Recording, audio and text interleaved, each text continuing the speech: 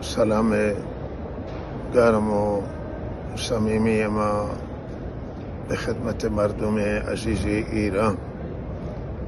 مردم عزیز ایران از هر قومیتی و تباری هستند، دارای هر زبان و دارای هر مذهب و گرایش و حتی دین از یک خانواده هستند و شما همه اعضای یک خانواده هستید، مردم عزیز ایران.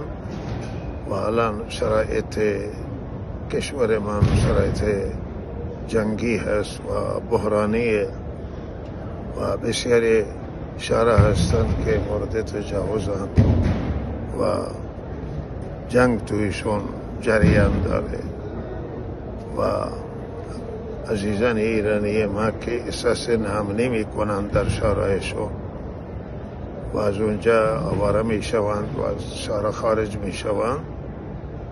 همه مردم ایران در این شرایط سخت به هر حال به یک دیگر رسیدگی کنند، به یک دیگر ترحم و مهربانی بکنند و یک دیگر را درک کنند و دریابند، مخصوصا شهرهای امنتر و استانهای امنتر که آنجا دورتر هست و از تیررس سه متجاوزان دورتر هست، امنتر. مردم عزیز ایران که انجا مراجعه میکنند میآیند، در هر رویشون بحث کنید در خانه تون و اینها محبت کنید، این را به آغوش بگیرید، کمک کنید اینها را و اینها با امن و با آسایش باشند و این چیزی است که هم خدا پسندانه و هم انسان دوستانه است.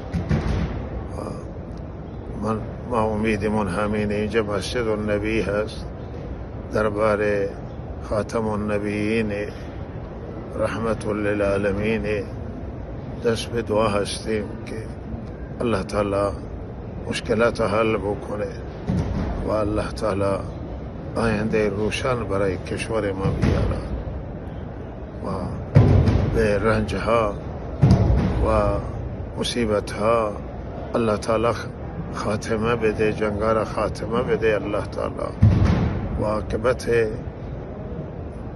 ملت ما را، مردم عزیز ایران را به خیر بگردانه.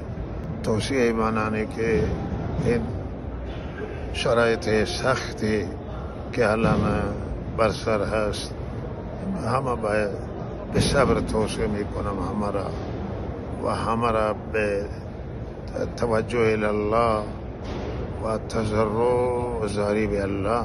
الله دوست داره که در وقت خصوصا سختی و مصیبت بندگان او را فریاد بزنند و توکلشون را بر الله بکنند و صبر بکنند. مصیبت می آید و مصیبت می رود. السلام علیکم و رحمت